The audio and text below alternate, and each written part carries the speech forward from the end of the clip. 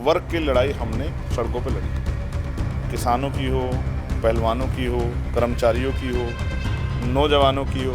एक हरियाणा में अभी जब रिजल्ट आया, आप लोगों को उम्मीद थी ये रिजल्ट इस तरह से आएगा?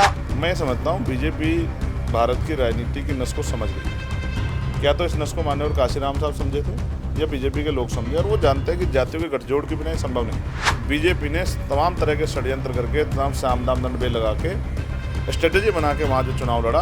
हमने जाके जनता के बीच मेहनत की। हमारी मेहनत में कुछ कमी रहेगी, उस मेहनत को दोबारा करेंगे, गलतियों से सीख लेंगे। दुष्यंत चौटाला की पार्टी से आप लोगों ने गठबंधन किया, उनके वो कहीं ना कहीं उनको लेकर ये था कि उन्होंने धोखा दिया है, वो बीजेपी के साथ चले गए थे। लेकिन आप नई पार्टी, आपको क्या लगता है कहीं उनकी वजह से आपको नुकसान हुआ? नमस्कार, स्वागत है आपका न्यूज 80 पर। मैं हूं आपके साथ राहुल राणा। उत्तर प्रदेश में 10 सीटों पर उपचुनाव को लेकर अब आगाज हो चुका है। आज मीरापुर में चंद्रशेखर आजाद जी ने एक बड़ी जनसभा की है और मीरापुर में यहाँ ये पश्चिम यूपी की हॉट सीट इसको कही जाती है।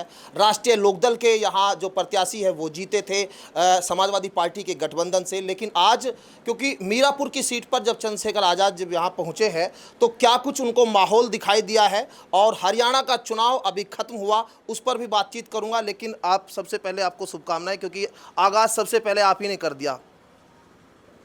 सबसे पहले प्रत्याशी भी आज़ाद समाज पार्टी ने डिक्लेयर किया। जैसे आज़ाद समाज पार्टी ने प्रत्याशी डिक्लेयर किया तो और पार्टियों को भी लगा कि माहौल को डिस्टर्ब करना चाहिए, उन्होंने भी अपने प्रत्याशी डिक्लेयर किए। बहुत सारी प्रत्याशी पार्टी का डिक्लेयर नहीं कर पाई, लेकिन हमने सिर्फ प्रत्याशी डिक्लेयर नहीं किया। हमारे साथियों ने, भाई गुफरान प्रधान ने, भाई कामरान ने, भाई हमारे जो हैं खुर्शीद मंसूरी साहब ने, हमारी भीम आर्मी की ज़िले की टीम ने, ज़िले के अध्यक्ष ने, उनकी पूरी टीम ने, प्रभारियों ने, विधानसभा के अध्यक्षों ने, इस तरह से ही पार्टी के जो हैं जिला अध्यक्ष ने, प्रभारियों ने, प्रदेश कोर कमेटी के लोगों ने, मंडल कमेटी के लोग, उसी दिन से मोर्चा ले लिया था कि हमें ये सीट जीतनी है, अपनी पार्टी के हिस्से में यहाँ से जीत सुनिश्चित करनी है। उन्होंने मेहनत की है। आज अगर आपने रैली कवर की है तो आप बताओ पूरा ग्राउंड जो है खचाखच भरा हुआ था या नहीं था? और सिर्फ इसी विधानसभा के लोगों को इन्विटेशन दिया कि आओ और आके भाई साबित करो कि आप लोग इस टिकट में, इस भावनाओं के साथ इनको आगे बढ़ाने खड़े या नहीं खड़े। तो जिस तरह से हमारे पार्टी के नेताओं ने, भीम आर्मी संगठन के हमारे पदाधिकारी जिस तरह का परफॉर्मेंस किया है, जिस तरह से मेहनत की है, उसका एक प्रशिक्षण तो आज हो गया। और अब जो है प्रदर्शन जो है, जिस दिन वोट पड़ेगी उस दिन देखना। जिस तरह से प्रदेश के हमारे अध्यक्ष जी और उनकी टीम ने जिस तरह से यहाँ मेहनत की है, लगातार समीक्षाएं की हैं, जिस तरह से भाई जाहिद और उनका परिवार मेहनत कर रहा है, जिस तरह से उन्होंने पूरे इस विधानसभा के लोगों को परिवार मान के जिस तरह से उनके बीच में जाने का काम किया, उसका आज प्रदर्शन हुआ है कि एक बहुत बड़ा जन सैलाब उमड़ा आशीर्वाद देने के लिए मुझे और जाहिद साहब को और हमारी टीम को। और क्योंकि आज संकल्प सभा थी, संकल्प दिवस भी है हमारे लिए, माननीय काशीराम साहब का परिनिर्वाण है, वो हमारे गुरु हैं। उनके सपनों को पूरा करने के लिए हम घर परिवार छोड़ के निकले हैं। जो उनके अधूरे सपने उनको पूरा करना है, तो संकल्प भी हुआ है कि इस सीट को हमें मेहनत करके जिताना। मैं खुद यहाँ लग के मेहनत करूँगा। चंद्रशेखर भाई, क्योंकि इस सीट का समीकरण और सीटों से थोड़ा अलग है, क्योंकि यहाँ दलितों की बड़ी संख्या है, मुस्लिमों की, लेकिन बड़ी दूसरी भी पार्टियाँ हो, क्योंकि आज ही 6 सीटों पर समाजवादी पार्टी ने अपने प्रत्याशी उतारे, लेकिन मीरापुर पर अभी नहीं उतार पाए। एनडीए गठबंधन अभी वो नहीं उतार पा रहा। आपको क्या दिखाई दे रहा है इसका समीकरण, और क्या जीत के आंकड़े आप समझ रहे हैं? पहली बात तो उत्तर प्रदेश की एक विधानसभा भी मुश्किल ऐसी होगी जिस पर दलित मुस्लिम बाहुल्य नहीं है। शायद आप भी नहीं बता पाएंगे, कोई सीट ऐसी नहीं है। और रही बात समीकरणों की, तो पूरा जो है हर वर्ग की लड़ाई हमने सड़कों पे लड़ी। किसानों की हो, पहलवानों की हो, कर्मचारियों की हो, नौजवानों की हो, बेरोजगारों की हो, भर्तियों में घोटाले की हो, भर्तियों में जो है जो लूट की गई, आरक्षण में डाके की, उसकी हो। कोई ऐसी लड़ाई जिसको हमने ना लड़ा हो, चाहे वो आशा आंगनबाड़ी वर्करों की हो, भोजन माता की हो, ग्राम रोजगार सेवक की हो, पुलिस की हो, हेड ये जो होमगार्ड है उनके साथियों की, सबकी पार्लियामेंट के जरिए सड़कों पर हमने लड़ाई लड़ी है। और हमें मीरापुर की महान जनता भरोसा है कि वो हमें आशीर्वाद दे के मौका देंगे। मुझे अपने जो अति पिछड़ा समाज है, पाल, प्रजापति, सैनी, कश्यप, तमाम जो जातियाँ, सैन, विश्वकर्मा, सब जातियों पर भरोसा है कि वो जातिगत जनगणना जिसकी हम मांग कर रहे हैं, जातिगत जनगणना हो, आरक्षण की सीमा बढ़े और उन वर्गों को संख्या के आधार पर आरक्षण मिले, उनके आधार पर उनका जो है उनकी तरक्की के लिए उनका आशीर्वाद भी गुर्जर समाज का, जाट समाज का, सिख समाज का, मुस्लिम भाईचारे का, सब लोगों का, हर जाति धर्म का वोट भाई इनके चेहरे पे जाहिर जी के और पार्टी के संगठन पे हमें मिलेगा, ऐसा हमें भरोसा है। 10 सीटों में क्या देख रहे हैं अपने लिए उम्मीद आप? मैं भविष्यवाणी करता नहीं, मैं तो संघर्ष करता हूँ।